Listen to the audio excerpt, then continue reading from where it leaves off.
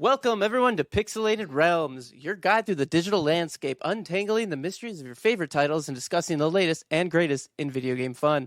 I'm your host, Alex Salerno, and alongside me is not only my brother Tyler, but also Dustin coming back for a twofer. Hey guys, how's it going? Hello, hello. Oh, while he's fixing that, I'm going to talk about a little housekeeping, and then we'll see if he's back. But I just wanted everybody who's listening for the first time, we record every other Tuesday, so feel free to follow us and hear our twice a month shenanigans on the video game industry. And there's a lot to talk about today. A lot of reveals. We had BlizzCon, a couple of games coming up that we just finished up, and then Bungie layoffs. So we're going to be diving into that. But let's see what Tyler's up to. How are you doing? I'm doing well. I missed you guys last week. I'm glad you could have a discussion about all those great topics. Lately, besides just having had a little bit of a crazy work time myself, I've been following a lot of competitive Mortal Kombat. The Mortal Kombat 1 scene has really developed. I mean, anyone who's been listening to our podcast knows we've had a few discussions about Mortal Kombat 1. It's been a really exciting, how do I put this, kind of online competitive scene developing, as does happen when you have a new fighting game come out, and it's been really exciting. I mean, there's just a lot of really great tournament tournament hosts. I know Rips Arena on Twitch has been doing these daily tournaments with large prize pools, and it's just been really enjoyable to watch. There's also Tampa Never Sleeps, and a variety of other really great online tournaments. So it's just been one of those things that I love turning on, and just I know I can just click on Twitch at any time and pop into a tournament of high level play. So honestly, I've been watching more Mortal Kombat lately than I've been playing it, but I've still been playing a lot of it, and it's been really fun. We actually have Omni-Man from the Invincible series coming out next week, 4 days from now, so on Thursday, early access, and he is just looking badass. I mean, he's dude, he's wild. Absolutely terrifying, just like he is in the show. I mean, he looks like he's going to be so much fun to play, so I'm really looking forward to that. I wish they kind of just dropped his DLC and made him a one-punch win every time, just to be funny about it. Be like instant murder. He just grabs their skulls and just crushes it instantly. It's this isn't even a fight. Well, it's going to get crazy once we get both Omni-Man and Homelander as DLC characters, because yeah, but right, they're both kind of evil Supermen. I think Omni-Man would crush Homelander, though. I think he would just burn, crush him into a little ball and throw a swish in the basket, because Homelander is really strong, but Omni-Man is destroy the Earth strong. Yeah, that's tough. I mean, I agree. Omni-Man is on another level, but Homelander still has all the evil Superman stuff. So I don't know. We'll see. It'll as it goes. Johnny Cage, who technically doesn't have any mystical powers, versus Omni-Man shouldn't even make sense. But it's just one of those things you just have fun just for fun anyway. Yeah, it's just for fun. But that's cool. I haven't been really following the competitive scene. Honestly, it's so above my mentality. It's so amazing how calculated that is. Every frame is thought about, every move, every frame, and then every the breakdown of the frame, like you were talking about in previous episodes, or it's oh, am I vulnerable in this frame or not? Do I have block advantage, or I forgot all the terminology, but it's just that's it's work. The thing is too, is it's work that's done by the community as a whole, and that's that kind of the fun thing. So when you're when you're watching a lot of these competitions and you're listening to the hosts, you'll hear people use obviously these terms that are probably for the most part are going to be unfamiliar to a lot of people, but once you start to pick up on them, you really start to get that in-depth knowledge. So Raiden's third hit in this one particular combo, I know I can duck really quickly and really punish them hard afterward. And so it's cool as it's oh, this is week one. There's a lot we don't know, and now we're in a month plus in, and it's wow, these people they've grown from they've always been good, but they've developed their skills in a deeper and like more knowledgeable way, and like Mm-hmm. aspects of the game are coming out, and so that part is just really fun because it feels like everyone's learning together and you can get like hype and crazy together. One of the fun things has been like, I think people are always eager to try to like make character tier lists when it comes to fighting games. Like, oh, this guy's so easy, this guy's way better than this guy, this character sucks.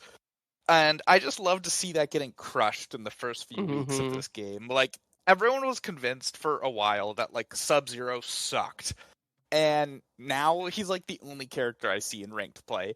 Right. And he has somewhat low damage, but he's like incredibly good at other things. And another one is Natara. People are like, yeah, worst character ever. And then I just saw Natara win a competition a couple of weeks ago, and so it's like, to me, honestly, I don't think there's a single character who is unplayable in a competitive like way. As Yeah. long as you have the creativity and and the reaction, the proper reactions, Yeah. I feel like it's too in those impressive. situations that actually having a character that people aren't as familiar with is almost an advantage, right? Yeah. Because they're like who they're not familiar with fighting against because they don't have that pattern memorized.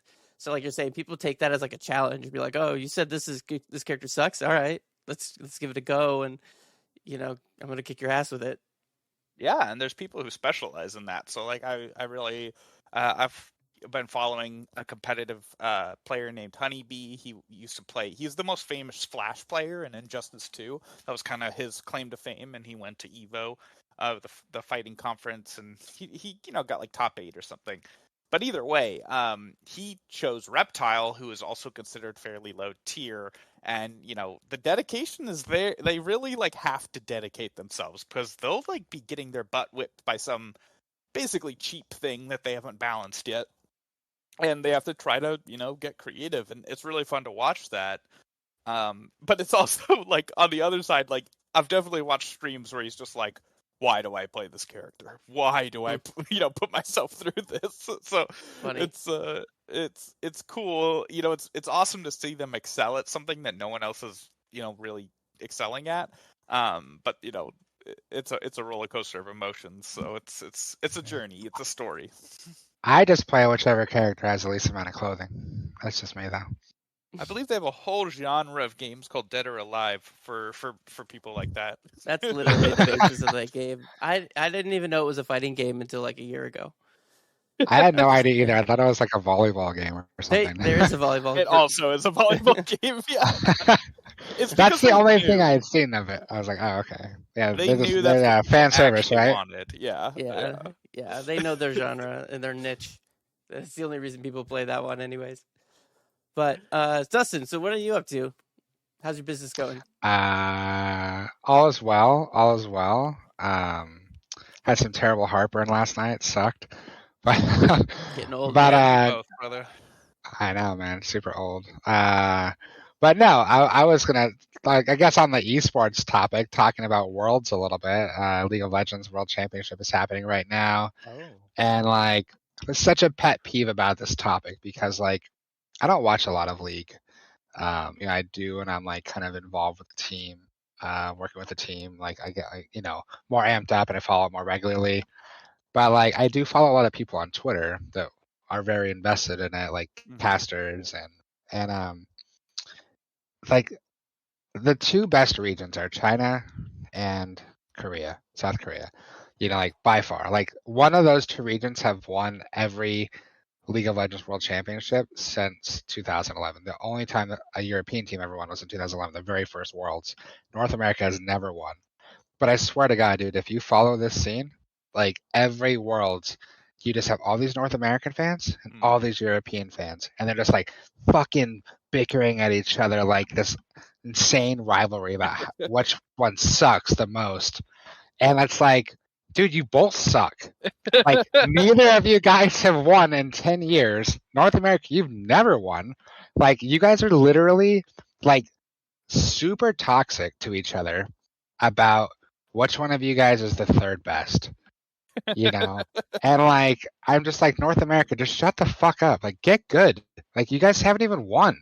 Like you're not even close. Like And this year, it's like this huge thing. NA has been bragging a ton because all the European teams got knocked out during Swiss, and one North American team advanced to the knockout rounds. And then, of course, like in that like 3-day period of time, all the NA fans are like, "Yeah, fuck you, Europe! Like we advanced, like we're coming up." And then they got dicked on 3-0 by like whoever they were playing, and like just got knocked immediately out, like and just like rolled. And it's like, y'all are embarrassing. Like It's like that meme of the guy who got third place and he's like pissing all over the stage, and first and second is like, yeah, what the fuck? exactly. You know, it's like, dude, you guys are like celebrating mediocrity to a certain extent. Like, I get like these players are good, like they're still the third best region, you know, but it's like, guys, like you act like you're getting clowned on by other regions. Like, it's yeah, not, like yeah. and it's not close. It's not close. You know, it's not like it was 3-2, like all the games are really close. It's like no, like you're not anywhere near as good as the other two regions because you didn't even lose to the person who's probably going to win the tournament. And yeah, it's just funny. Like, and every year it's the same shit, man. Every year, like these NA and EU fans, and again, the casters get involved in it. They're bickering with the casters from Europe, and it's just like the whole community is up in arms with each other, and it's just like bickering for third. And it's just, I find it really embarrassing. It's like when Arsenal soccer team like used to celebrate getting fourth place because they'd qualify for Champions League. I'm a big Arsenal fan. It's like, y'all are embarrassing. That's just the American way, though, to celebrate everything, even if we're losing, and just lose. Yeah, and just be like, yeah, patriotism. Fuck everyone else. See, it's like you guys we're doing very poorly. Maybe we should sit down and take a look at ourselves. Yeah. Yeah. The way I compared it to somebody was talking about it on Twitter, and I was like, it's like this is like listening to Padre fans. Like no one cares what you have to say because you've never even been good. You know, like they have a really nice stadium, though. They do. I do love Petco Park, but you know, it's like, yeah, it's just like the good teams aren't even paying attention to you because you're irrelevant. Get relevant, and then like people will take notice, and that's how I feel about like North American League of Legends. So. Yeah, well, confidence is key, and we have a lot of confidence. Yeah, it is funny how like I did follow when I really played, you know, League a lot. You know, like 6 months to a year. I would not, you know, a lot with big quotes there. I did follow the professional scene, and I do remember just like the you know, basically like the Asian teams, you know, Korea and China, they just have like completely different levels of teamwork and flexibility than the NA teams and the European teams. Like compared to what I could do, the NA guys and the European guys, like I was like, wow, that's incredible. But like when you put them side to side in a match, it was like it was just like the Korean teams or the Chinese teams. They would just descend like with this mechanical precision on people. Yeah. And then pull out tech that like you've never even dreamed about or seen in our neck of the woods. So it's just like you. I think it's a good way to like they just weren't even on the same playing field necessarily. Well, I think a lot of that comes down to is like especially North America, like the North American esports teams, and you see this across everybody. Everybody wants to be that individual MVP player that like gets the sponsorships and is on the board and you know is this cowboy character, and so they're really like selfishly trying to beat out their own teammates, as opposed to like some other countries where they're like don't really have that mentality, and they're kind of a group mentality, and they're there to help the team. They're there to push for, like the win, right? Well, here everyone's out for themselves. It's also like a much more toxic environment from what I've heard overseas, in terms of like here, like you can't like get too crazy with your team, you know. Over there, like but like I mean, we even see this with like Japanese gaming companies where it's like, why aren't you doing your job? Like 5-minute break, fuck you. Like get your ass back in there and start like developing games. Like sleeping under your desk kind of shit. Like it's there's definitely a very strong expectation of how you should perform, you know, a specific task. Yeah. That Yeah. But you know, still, you know, yeah, it's just a whole different ballgame. But yeah, I agree too. Like, you know, if you took like a top college player who like sucks in the NBA, you know, but like you took him down to the park, he's gonna like just destroy everyone. Destroy him? Yeah, sure. It's like Shroud. Shroud never been a great esports player. Yes, he was pro. Right. on Cloud9, was never considered one of the best players in the world, He was just- never considered the yeah. best player even on his team, which was a mediocre team. But if you watch him on Twitch or wherever he streams He's these a days, god. Yeah. yeah, he just rolls everyone. And Yeah. because when you put him against normal people, like he is like 4 steps above, you know. But That's the thing. I feel like Shroud has great moments. Like that was always his thing about in esports. He had amazing moments. Like if you look up Shroud like compilations, you're just like, if you collect all of his best moments, it was like, wow, that is exciting. But like, you know, whether or not he won championships, you know, that's a whole different conversation. I think I could take him. 1 for 1, Yeah. CS:GO. Let's do it. Let's do it, Shroud. I'm calling you out. I saw him at BlizzCon once. I was just like, well, I walked into the main hall and I was just like staring around at things. And I saw like a cool statue and I was like, that's a cool statue. And then I saw someone like blocking it and I was just like, oh, that's Shroud. Huh. Okay, cool. And like I just kind of like looked at him, like nodded my head. He just kind of looked at me and I was just like, all right, cool. And then I just walked away. Yeah.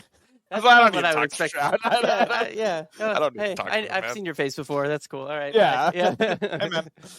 It was like we like later ran into like Soda Poppin' and Logan was like, "Hey man," you know, and like Soda Poppin', you know, he was not enthused, you know. So yeah, I've learned my lesson that it's better just to be like, "Huh, that person, cool," and then you know go on my way. Yeah.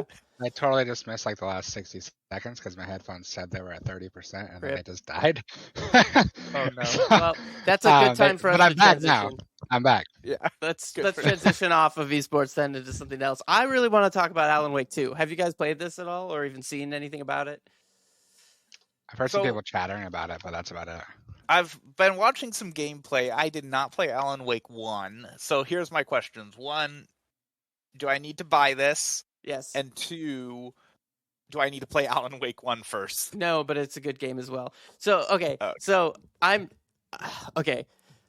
I try not to go like on like crazy Alex rampage on this one because I'm trying to like collect all my thoughts in a very articulate way.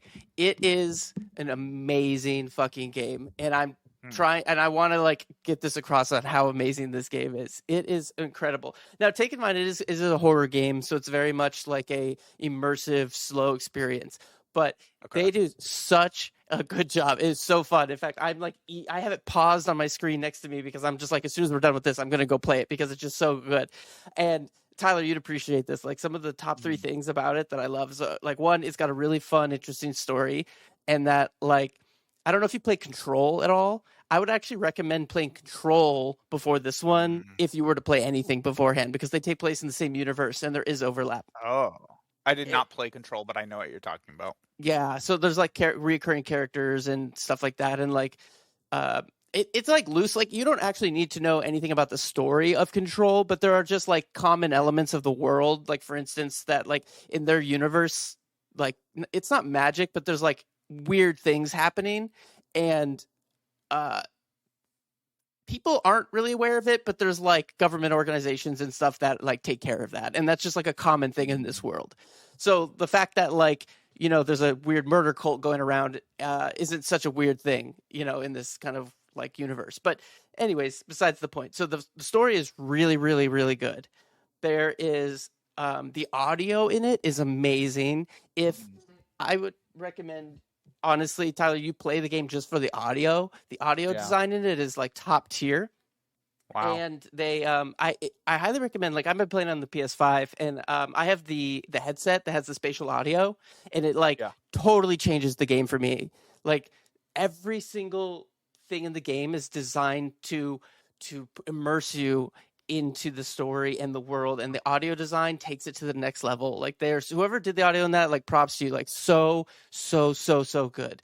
And like you can hear the enemies like behind you, and and you play in like a dream world basically, like half the game. So you know, they get weird with it, and it's amazing. And like this isn't ruining anything, but if you're kind of like a hardcore person who wants to go in completely blind, then I guess maybe you'll consider this a spoiler, but it doesn't affect the story at all. So skip ahead of 30 seconds. But there's a chunk of the game where you're in the dream world part, or the darkness world or whatever, and it's a fucking musical of the Whoa. game, and it's amazing. It is such a good scene. Wow. It's a scene that I will never get out of my head because it's so good. It's like it was like I played through it and I was like done, and I had to like pause the game and sit back, and I was just like, that was like an experience. Like, it was so funny and good because it was like didn't take itself very seriously in like a horror game, and it was just really good.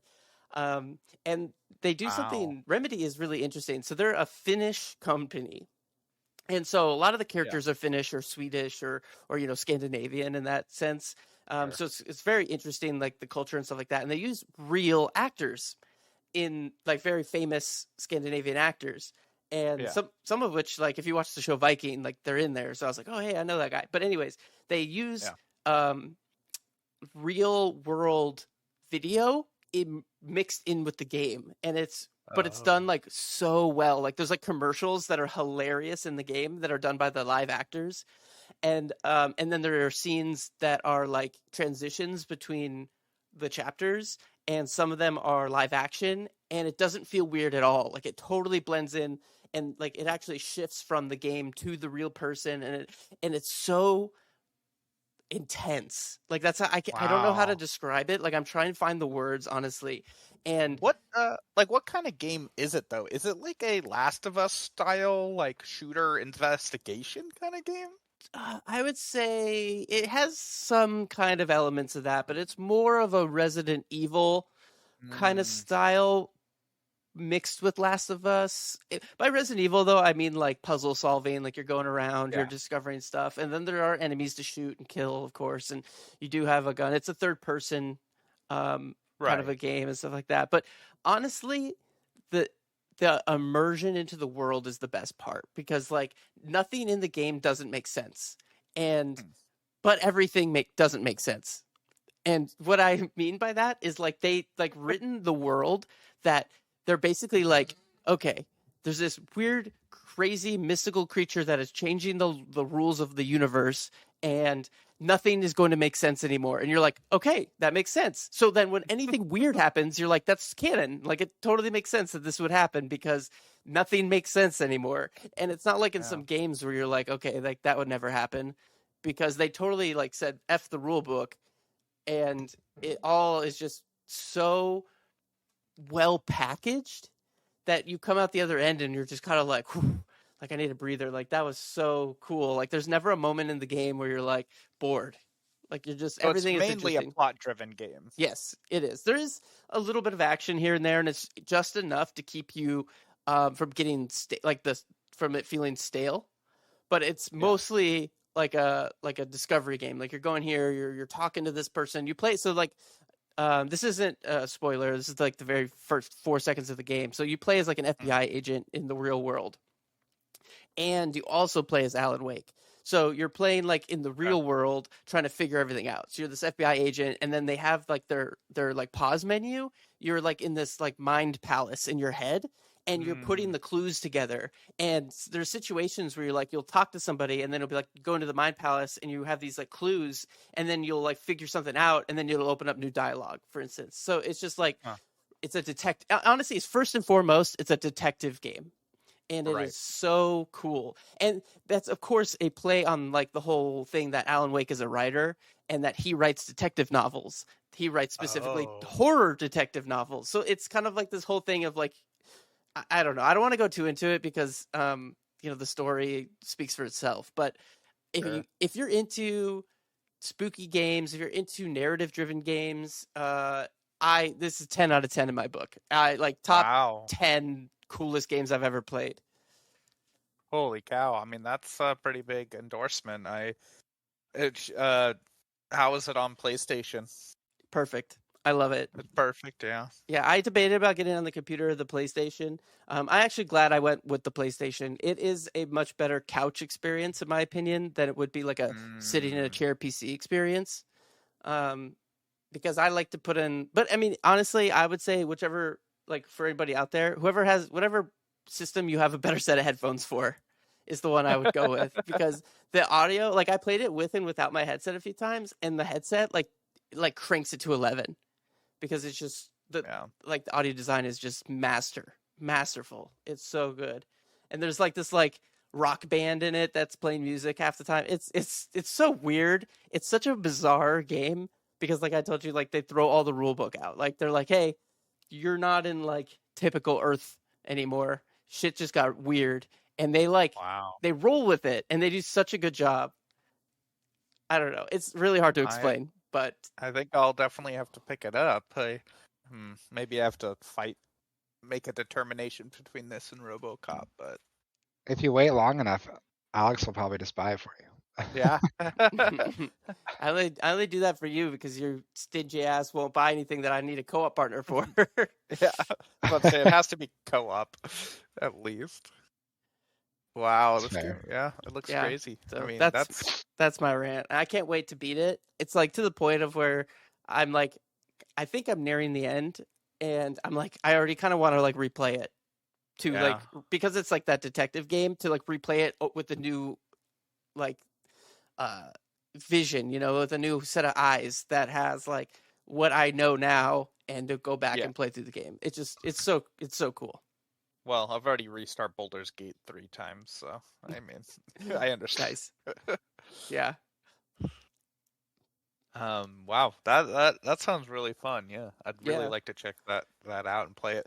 Dude, have you played Alan Wake 1? I have. I played it when it came out though, like 10 years ago. So it's been a while. That game is good. Definitely nowhere near this level. That one Wow. is good, but is a lot less story driven if I remember right. Like, I mean, that's hard to say because this game is like I've never seen a game so story driven as this one. And still be like a game, not like a Telltale series. But it's good. I definitely recommend. Like, you don't need to know that one. They kind of do a highlight in the beginning of this one, and they're like, "Hey, this is Okay. what you missed," and then you kind of jump right into it. But Wow. all Yeah. good. Remedy's knocking it out of the park. First with Alan Wake, then Control, and now this one. I'm sure there's stuff in between. Those, the Finnish know what they're doing. Yeah, I mean, I'm gonna have to. I wonder if like Control's one of those games where you can get it in like a bundle, and I haven't like ever. I don't know if I have it or not I already. think it might be one of the free PS5 games, even. Is it? Yeah, I'll have to check that out. Wow, that sounds really cool. Yeah. You know what that makes me think of? Just thinking of other Epic Store games right now. Have you guys watched any gameplay for this game I've been looking forward to a lot, and it has not been getting good reception, so I'm scared. And that is the Lord of the Rings Return to Moria survival kind of. Didn't that come out? I thought that it just already came out. Yeah, it just came out. It's about it's like 2 weeks old, but I've been hearing pretty mixed things. Have you guys seen anything? I've heard mixed as well. But Gosh, that's this is one of heard those anything. games. It's like that other one. What's it called? The dwarf. Yeah, it's like Deep Rock Galactic. Yeah, that one. Although 58 Metacritic, that's pretty bad. Yeah, that's like people are getting fired bad. Oof. That might be like when it's free on Game Pass. Download, check it out, uninstall. That was the first thing I was like, is it on Game Pass? But no. Yeah, I was just looking forward to it so much because it seemed like such a fun idea. But then I watched some gameplay. It looked kind of like, we've all, I mean, given the amount of survival games that have been released in the last like 10 years, a good survival game when you start it, and like people are definitely giving the red flags that like it's not a good survival game. And so I'm just like, don't waste Lord of the Rings IP, you bastards. I know, you already fucked it up with Gollum. Right. So Gollum was already. I mean, man, we should have a whole episode on that and the debacle that. I mean, imagine being so bad that you have to shut down your entire game studio. I mean, that's pretty bad. That's pretty bad. So well, actually, I didn't even play it. This is a good segue, and I want to make. There's 2 topics I want to get to before the end of the show. But so Bungie just announced a bunch of layoffs. They laid off 100 people. It's something like 8% of their workforce. That's a pretty bad sign for a company that I have a lot of faith in and was really hoping was making a comeback. But it sounds not so good. I don't know. Are you guys interested in Destiny at all? Again? Not terribly, but I will say, like, working in the industry, um, you know, there's a really good games industry.biz article about this, and it's funny because my business partner sent it to me. Before I read it, I was like, like I am a victim of game industry. Like I worked for a PR agency for the people who don't know, working in video games, and while I don't work for a studio, like budget cutting to studios or publishers results in not needing PR retainers as much, results in less business, people get laid off. But I'm not really surprised by all the layoffs, and I'm kind of surprised that people are so surprised by all the layoffs. And I told my business partner, I was like, gaming saw like an incredible amount of growth during COVID. Everybody was rushing to video games, and It like was one of the few industries that didn't have an issue. yeah, I mean, if anything, it was blowing up, right? Yeah, And absolutely. these companies were hiring a lot of people to help manage like community and growth and like all this stuff. So now that gaming, sure, is still having a very, very successful year, like all these great games are coming out, they're having great sales. Like companies are scaling back because the industry itself, in terms of like downloads and things like that, are kind of getting back to pre-COVID. So is it really that surprising that companies are now kind of shifting workforces back to pre-COVID levels? And it was funny because I said all this to my business partner again, and then I read the article, and there's a whole section of the article that basically talks about that very point, that that gaming, yes, it grew, but like all these different metrics that they had that I didn't bother looking at because I just felt it was obvious. Like they started calling out these things, and so yeah, it paints a picture of like, of course, like layoffs are happening because the industry is scaling back. So I don't personally think, sure, like CEOs are getting rich, like that's always going to happen. Stockholders are getting rich, but yeah, I'm not terribly shocked that we're seeing you could almost even say correction in the games industry in terms of talent. And it sucks. There's a lot of very talented people out there right now, and everybody wants to help people find jobs, but I almost have to wonder right now: are there enough jobs to go around? Like I've been on the workforce. I got laid off in July, so it's been almost like now 5 months, and to the point where I'm just starting my own business because like it's just not there. But I'm fortunate enough to work in an industry where I can do that. Unfortunately, a lot of developers and engineers and software people can't just start their own game studio, you know. So it's a bummer. It's a bummer that it's happening, but I don't think it's a surprising thing that's happening. I mean, I think that's a really good point. I think calling it a correction makes sense to certain degrees. It's a little surprising. I mean, just given Bungie's, I guess, time, but like kind of how long they've been doing this. But maybe like what does this say about Destiny and like what's happening with that game right now? I mean, I know you follow it pretty closely, Alex, and I love it. I love Destiny. Yeah, but wouldn't you say like Destiny 2 is at it's got to be, how do I put this? I don't want to say end of life because that makes it sound like it's so boring, but like it's got to be coming to a natural conclusion, right, at this point. So they do yearly expansion drops, and they did this 4-year saga of like Light and Dark kind of a thing, and this next expansion coming up that was supposed to come up this December, but ended up getting delayed because of the layoffs, I think, and that was supposed to be the final one. And I can't find the actual article, but I remember hearing somewhere that they were that early playtesting of it was coming back with poor like results, and so they were worried. And I don't know if that has anything to do with the layoffs. I have no idea. The layoffs, like you said, might just be part of how it works. I don't know if that's indicative of Bungie or Sony, who owns Bungie.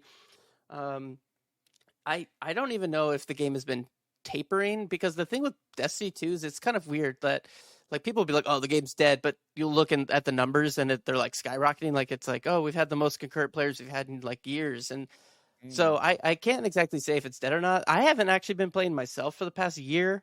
That also has to do with the fact that I have a kid now. But I don't know. Paul Tassi, who you love him or hate him, he does the Destiny reporting for Forbes, or he did. I don't know if he's still there, but he recently put out a article that said something along the lines of like, has Destiny 2 outgrown its welcome? Is it time for Destiny 3? Do we need a break from Destiny and kind of refresh? Because Destiny 2 has certainly become a grind fest. It's certainly become just like same thing over and over and over again. And I like Destiny. I like the world of Destiny. I like the level design is amazing. There's a lot of positives, but there's also a lot of negatives. So I can see that it's slowly tapering in its life.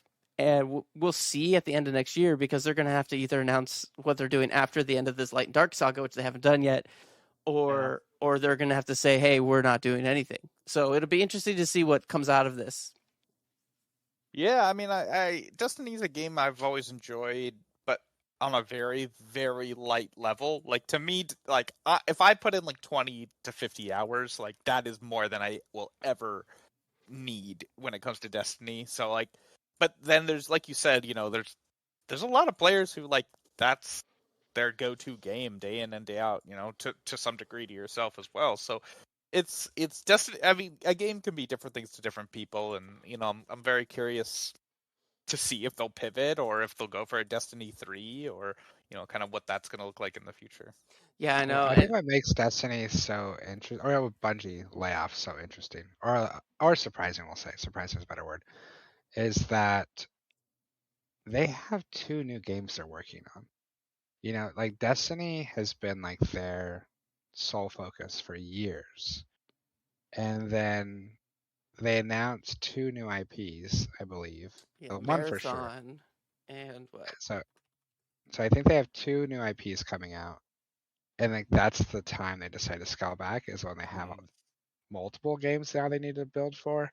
So that's kind of surprising. I will say a lot of their cuts, I think, not all of them, but I know they did cut a lot of their like forward-facing people. Like one of my friends there got laid off. One of the community managers, which is really a bummer because she's an amazing person. So like that's also kind of indicative of like maybe like their focus is like they're scaling back in terms of community management and like the like more public faces, because they're gonna kind of like go into like not hibernation, but like they're gonna like take a step back and like really focus on development and kind of go quiet on that front. And then maybe when they get closer to launching these 2 new IPs and whatever's next for Destiny, if anything, they'll kind of ramp back up. But if there's no new content coming out for Destiny 2, then there probably isn't really a huge need to have like a community team and different stuff like that. At least not at the scale they might have had before.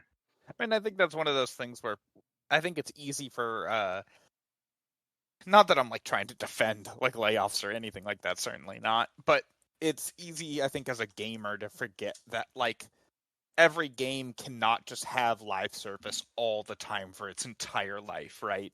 Like, I think we've all heard situations where it's like, oh, they're shutting the servers down for XYZ game, and there's like a group of people who are pissed. And it's like, I mean, I get it, but like servers cost money, man. Like, I mean, yeah, you should be able to play your game, and I understand, but like the game's 25 years old. Like, how how long did you expect them to keep the servers up and running, or whatever the case? Yeah. That, I mean, I don't want to segue just yet, but that's a good segue to our next one. because WoW is the ultimate never gonna die game. Well, yeah, and that's the thing, as this is we've been having this discussion, that was where my mind was as well, right? Speaking of games that have gone on probably too long but aren't bad, it's interesting. Do we have anything else we want to wrap up when it comes to Destiny thoughts? I don't know. Bungie in general? The only thing that I have is that we've heard the death of Destiny 2 is coming for like constantly. It's kind of like the 2020 end of the world, and then the 1990 whatever end of the world. Like, it just keeps coming. Yeah, 2012 or whatever it was. Yeah, like they keep coming and they never happen. So it's like another one of those, in my opinion, where it's like, this is Bungie's the end of the line for Destiny, and it's like, well, just like the last time. But I mean, on the flip side of that, there was some like really high profile layoffs, like you were saying, like the community manager. I know who you're talking about. I forgot her name off the top of my head. I don't want to butcher it, but the more Don't dox them. they yeah no they they dumped the like lead no, not audio engineer. What's the title for that? But the composer, I guess. Yeah, and so the person who's been on it from Destiny 1. Yeah, so like that's a big concern because the music is amazing and one of the biggest like pluses in Destiny 2. So I mean, we'll see. In my opinion, Destiny 2 is probably not dead. I don't really see a Destiny 3 happening anytime soon, and but I do think there's going to be a change, and so we'll see what happens with it. Yeah, I mean, if they're dropping the composer, that definitely makes me. I mean, there's always like he asked for more money, they said no kind of deal, but it definitely makes me think they're not intending on making any more content for the, Michael foreseeable... Salvatore. Sorry. Okay. He's a famous composer, I guess, for Destiny. I mean, I'm sure he's not cheap, but also like it could be their intention that they're just not, looking to create more content that needs immediate, like an in-house composer is a luxury, right? Like most game companies just hire composers. They say, hey, can you compose the music for this? Great. They'll come back if they need more. Bigger companies like Blizzard or Bungie or Riot have some in-house composers, but that's because they have revenue streams, right? Constant revenue streams. Yeah, I mean, I'm sure this guy's not stressing. He's like, no. He's like, I got work. Yeah, but especially when you have an impressive rap sheet like he does. Yeah, absolutely. Sure. So now we can segue over. So BlizzCon's happening, and speaking of ancient games that won't die, World of Warcraft has a new saga, which is part of their kind of ongoing dragon-themed overall story. Right? Can you tell me more about that? I will tell you more about it. So it seems like. And sorry, WoW players, I'm not like up to date with the most absolute current parts of the lore. The last thing I played was us trying to take out the fire dragon in Dragonflight.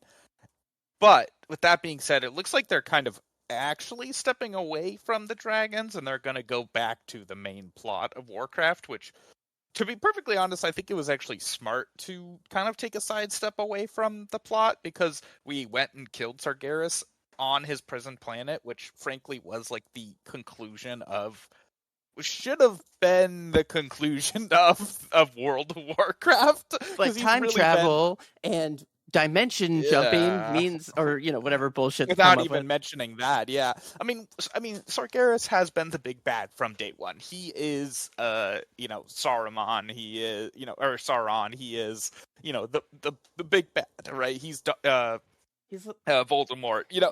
So it's the fact that like we kind of defeated him, and there wasn't this big, and he shoves his sword down into Azeroth.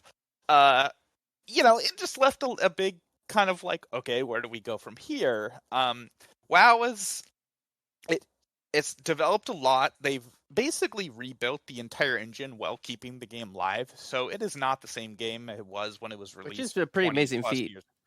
Yeah, and it's actually an incredibly amazing feat, and anyone who's played throughout that time definitely knew when that happened.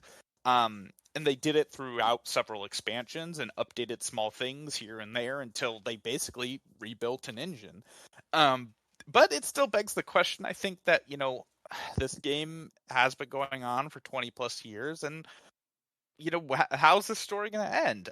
So they did announce that they announced an expansion saga, which is going to be the World Soul Saga. It's a new concept. So when I heard someone was like, oh yeah, they announced 3 expansions, I was like, what? So they're called World of Warcraft, The War Within, World of Warcraft Midnight, and World of Warcraft The Last Titan. So War Within, I'm going to just, for my lore heads out there, is likely that we're going to be going closer and closer to the center of Azeroth, the planet that World of Warcraft takes place on, and we're going to be getting closer and closer to the quote baby titan that is growing in the planet. And so what's really, without getting too deep into the WoW lore, Azeroth, contains within it a Titan, which is like the gods of the World of Warcraft universe.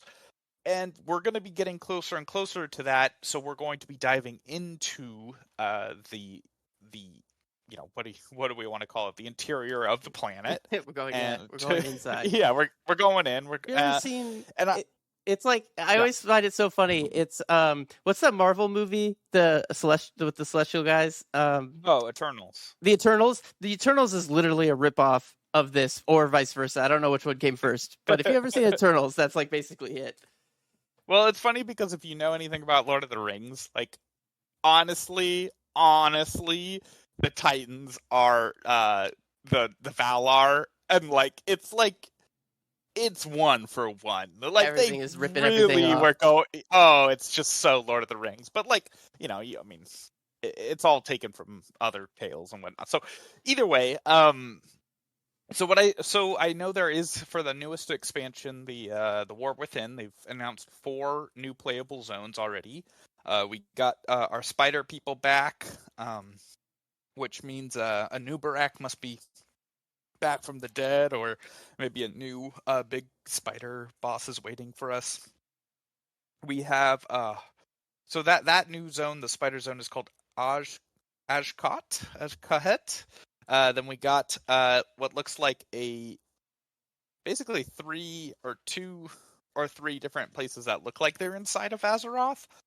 Hollow Fall, the Ringing Deeps, and Island of Dorn. So it looks like Island of Dorn obviously is an isle, but we're going to be getting a new race as well, a new allied race, and that is going to be the Earthen. They're basically dwarves that are made of stone. We're getting enhancements to the flying system, which was really exciting in Dragonflight, and much to my surprise was enjoyable when I thought it was going to be really boring and dull.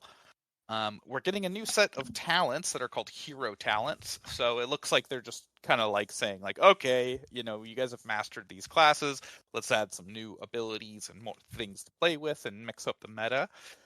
And then we have this new feature, a couple of quality of life things called like war bands, which basically is like, if anyone's ever played Lost Ark and all of your characters are like sitting at a camp, in your login screen, it's kind of like that. So you're gonna have all of your WoW characters like sitting at a camp when you go to log in, and you're gonna be able to show off like the best parts of your leveling and grinding and all the achievements you've made on that screen. So yeah, I think One Diablo quality of Immortal life is thing they should do.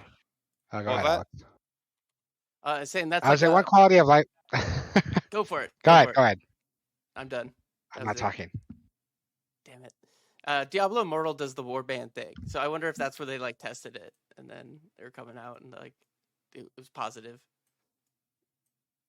Anyways, yeah, that's a good point. keep going. It's a good, it's a nice little feature. Like it's one of those things where it's like, I see why they didn't prioritize this a couple years ago or 10 years ago, whatever. But when you put a lot of people put a lot of work into these characters, and your transmogs and your achievements, and so why not have a cool place to show them off? I think why not? Mm-hmm. Yeah, I'll probably play it. Like I just play through. I usually play through the campaign, but I don't do any of the like hardcore after campaign stuff. I just kind of mosey on around. But I do feel like WoW like needs to reset. Like it's just too fucking big. Even if you just like limit yourself to the expansions and stuff like that, it's hard not to like have all the shit from all the other games leak in and be like, oh, you don't have this item from some other expansion that's going to make the game like that much easier or better or whatever, noob, whatever. It's like, I feel like every now and again it needs just like a reset. Like maybe this would be a good opportunity for StarCraft World, Warcraft. Yeah, World of I StarCraft. agree. I think, especially with the story, it's a finite story for the most part. So I agree. I think it'd be smart of them to kind of like try to redo it. And I think that's part of the reason why I love Classic WoW so much. It's so the simplicity allows you to, what's a good way to put this? It's simple on the outside, but then you have the opportunity to dig in Mm-hmm. to the deep knowledge more. But like once you've had 10 expansions, like it just especially for new players, it just feels really complex when you're stepping into it. Even for old Even if players, I feel like. they Yeah, do if a like good you haven't job played of WoW for a yeah. couple of years, I feel like it's very difficult to like jump in and like feel like maybe if like you start at the launch of an expansion and you jump back in and you're kind of re-leveling with everybody next to whatever the next leveling point is. Yeah. But like if you come in like mid-expansion, like it is fucking like holy shit. There's Yeah, a it's lot like going on here. unplayable, basically. You just Yeah, yeah, I mean it requires a lot of like of educating yourself within the the terms of the community, and as someone who's played through several expansions and somewhat more intense manners, it I think they do a really good job at actually sectioning off the different expansions. Like if I come back for the new expansion, I don't feel like I am screwed as far as like, oh, I don't have this item or something like that. They do a good job at resetting, but yeah, no, I agree with that. I completely disagree with what Alex said on that front because Tyler, you probably don't know this, but I was like top 5 guild like worldwide in like vanilla WoW back in the oh day. wow, I didn't know. Whoa, So I was like sorry. super hardcore into it, and I also got really hardcore into classic. Yeah, same. And like me and all my friends who are like in our like late 30s or early 40s were like, let's get back and play WoW. We'll be casual, bro. We got families now. We can't be hardcore. No, we can't play that No. game. Like chill. Like instantly, like we're raiding again, and like after a year, I was like, I can't do this, guys. I got fucking kids, and Yeah, I didn't get a yeah. summon one time for God, whatever that shit is in that desert. Silithus, yeah. AQ, and Yeah. I was like, fuck this, dude. I'm not running all the way over to AQ because you guys don't want to summon me because I was 5 minutes late. I was like, I'm not being appreciated for like the time I'm taking away from other shit I could be doing. So fuck it, I'm done. Yeah, it was one of the most how do I put this? Like I think I've done real life activities that judge me less than like the judgment that was bared down on me playing classic. I think it was it was really fun, and I cleared Nax, and like that was, to me, that was a big like before BC, of course, but like clearing Nax in the original classic form like was an achievement. And after that point for me, I was like, I cannot push myself to do this another 10 weeks just because, Mm-hmm. it was like, yeah, I want that item, but like, there's no raid after this. This is it. We killed him, So it was like, to me, like I achieved the goal and the motivation went away after that. Mm-hmm. Yeah, well, for me, like I stopped playing WoW hardcore, like in a hardcore manner after the original vanilla. I did play BC. I came back for like midway through Wrath, killed Lich King, played the beginning of Cataclysm, and that was pretty much like where I ended for quite a while. Because for me, you know, I was like a day one kid. I was at Fry's in Orange County with a dev launch party, getting my box signed before I even worked in the gaming industry, all this stuff. And it was a blast. And when you're like back in like classic, like vanilla, like we were like raiding like 5, 6 hours a night, like Yeah. literally like 4 nights a week, and like that was also before they had all the achievement like stuff. So like all this work we put in, and then it clicked over to BC, and then like level 72 blues are now better than Yeah. like my best Naxxramas items. And it was like, are you fucking serious? Like Yeah, that actually lost a lot of people. There was a lot Yeah. of people who were not happy about like, yeah, because which it I was just get. like so many hours. And again, like maybe if it was like it is today, where like, oh, like you had full tier 3, cool, you get an achievement. Like, or you get an achievement for this. But it was before all that shit existed. Yeah. You get So like a for us, title. it just felt like, yeah, for us, it just felt like, dude, like there is absolutely zero recognition for like just like countless fucking hours we put into this Mm-hmm. game. And now someone who starts tomorrow and gets like level 72 has the same level gear we have. Right. Something I grinded months for the like this rare ass fucking healing and like healing like a trinket or whatever the fuck. And so yeah, it was super frustrating. I just can't get back into it to the same level after that because I was just felt like betrayed might be a little strong, but like I was some kind of way about it, and I was like, this is just not worth it. Wow. Yeah. It's definitely one of the biggest it's a part-time job without and I that's not a joke. Like it is literally a It is. part-time job. People take that game more seriously than people take like their actual jobs. Yeah. Yeah, Without well, I a told doubt. Alex in the last episode, I was talking to how like we were talking about like gaming relationships, like meeting like women, because I had met a couple girls over WoW, and We'll have to we guest used to star make fun of we used to for make that fun of topic. people though, because they would talk about they got their girlfriend World of Warcraft subscription, and we're like, no, don't do it, it's crack, don't do it, because like that's how much you fucking play this game. It's like, yeah, like it's a huge commitment. Yeah, my fiance Katie, and we'll have to pull her into one of these episodes soon to talk about it. But she played very, very intensely in Burning Crusade, and continually on, and she played Classic with us as well. So it's quite something. It's definitely hard to have a full-time job and play that game to a acceptable standard, even when you're not trying to be the best in the world. I literally flunked out of college playing World of Warcraft the first time around. You are not the only one who has done that for sure. And yeah. I had one of my freshman year roommates literally. I mean, it's not because of WoW, but he spent like most of his freshman year playing WoW, and then like dropped out from the school we were at. He transferred. It wasn't. I don't want to say dropped out, but yeah, it's consuming, right? Like if if someone could pay us all to play that game, like I'll give it my all, But like it's tough, especially the older we get. Yeah. But I love WoW. I think I still think WoW is the game that I have the most hours on out of any game I've ever played. I still think it's the best MMO ever, with some small caveats. And I want it to keep growing. I want to see a World of Warcraft 2. I want to see what Blizzard can do in the future.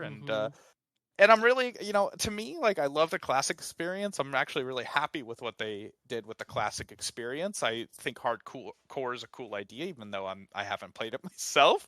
And I'm really excited for this new announcement they have called the Season of Discovery, which is going to be essentially classic plus new content. I think we're probably running low on time here, and maybe we'll dive into it next week. But I think that's really exciting. I'm looking forward to playing it November 30th. And just seeing what they can do to mix up a meta that has been so defined. And that is something in video games, especially, classic, having seen it the most. It's people get so tunnel visioned on this is the best combination, right? This is the meta. This is the gear you need. This is the powers you need. And yes, because the game's 20 years old, we can kind of say with a fact, sorry, it's true. That is just the best combination. We figured it out. So anything that can happen to mix that up, to change the way we play, to, create more of that community discovery of the game and its mechanics, I think will be a lot of fun. Just like I was saying with Mortal Kombat, it's part of this discovery that we all do as a group. And to me, I really enjoy that. So I'm really looking forward to this new content. Maybe we'll have some time to dive into it more next episode and talk about that. All right, well, I'm going to jump in here because we are way over time. We're almost at an hour. My last words on that is I hope WoW dies, and I hope something new comes in its place. So it's old. Never die. It's ready to go.